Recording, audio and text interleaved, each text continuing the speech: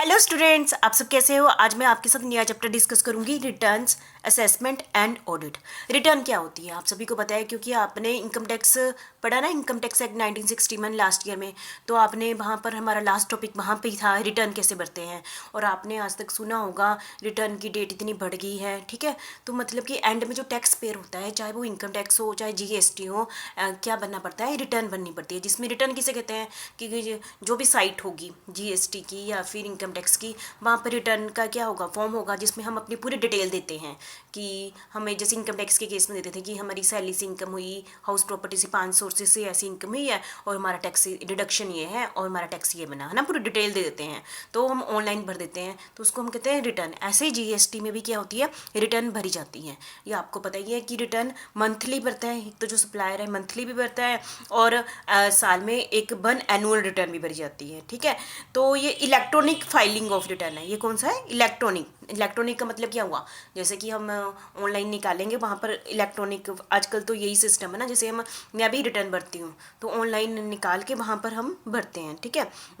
तभी हमें income tax credit की नहीं, इनपुट टैक्स क्रेडिट की क्या मिलती है, फैसिलिटी मिलती है। तो एक दो चीज़ें आपको पता चला कि एक तो हम मंथली भरते हैं रिटर्न, एक क्या भरते हैं हम, एनुअल भरते हैं। सब महीने की महीने भरो और एनुअल भरो, ठीक है। और ये और डिफरेंट, ठीक है, ये इसको हम डिटेल में कर लेते हैं। रिटर्न ये हमारा काफ़ी लंबा भी टॉपिक है, रिटर्न किसे कहते हैं, तो हम डिटेल में इस चैप्टर में करेंगे, ठीक है।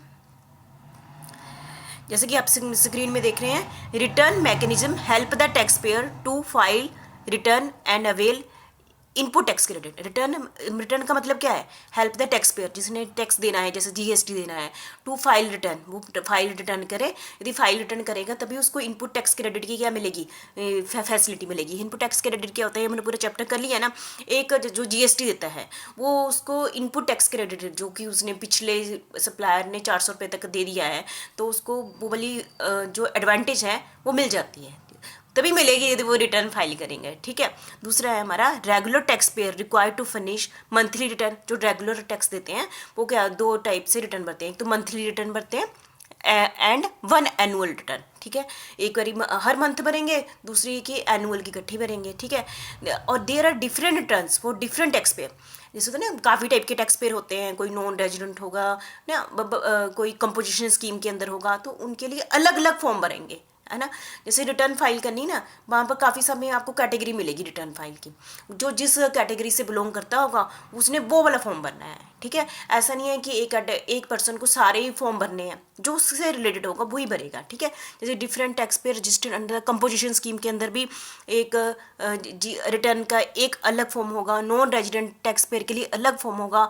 Tax payer registered as an input service distributor, जो इनपुट सर्विस डिस्ट्रीब्यूटर होगा, इनपुट सर्विस डिस्ट्रीब्यूटर होगा, उसको भी अलग फॉर्म भरना पड़ेगा। ए पर्सन टू डिडक्ट, जो टीडीएस काटते हैं ना, जैसे मतलब टीडीएस काट लें, जैसे मुझे सैलरी मिलती है, कई बार होता है कि मुझे एक्स्ट्रा इनकम ही मिलती है तो उसमें टीडीएस काट लेते हैं। जैसे बैंक से हम क्या लेते हैं, इंटरेस्ट लेते हैं, तो वहाँ पे भी टीडीएस कर लेते हैं, है ना। तो उनके लिए बी रिटर्न कैसे भरी जाएगी, and person granted unique identification number, मतलब यहाँ पर ये एक different category of the taxable person है, जिनको अलग, जैसे मैं आपके साथ अगली स्लाइड में डिस्कस करूंगी, डिफरेंट टाइप्स के रिटर्न है, ठीक है। तो वो अलग अलग के लिए अलग अलग सूट करता है, उसने वो वाली रिटर्न भरनी है, ठीक है।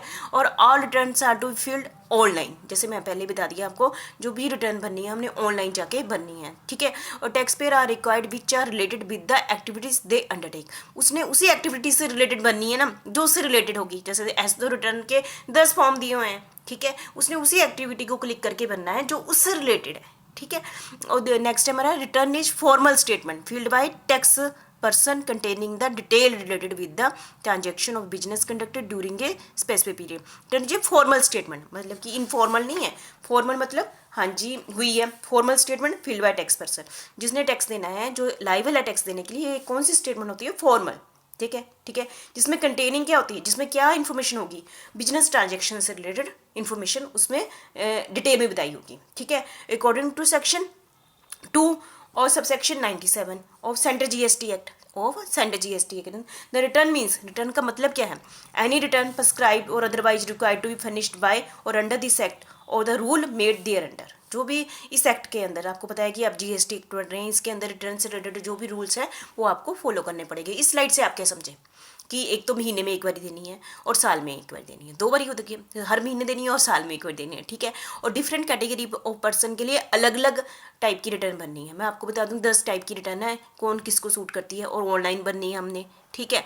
और ये it is a formal statement है, चलो सिंपल सी बात है। उसमें उस स्टेटमेंट क्या होगा, रिटर्न में जो भी बिजनेस की ट्रांजेक्शन उसको मैं डिटेल में बताऊंगी, ठीक है। और रिटर्न की जो हमारी डेफिनेशन दी हुई है इसमें सेंटर जीएसटी एक्ट सेक्शन 297 में दी हुई है, ठीक है। तो आपने इसको अच्छे ढंग से कर लेना। तो नेक्स्ट वीडियो में आपको डिस्कस करूंगी types of return under GST law, ठीक है। ठीक है, ये थैंक यू वेरी मच।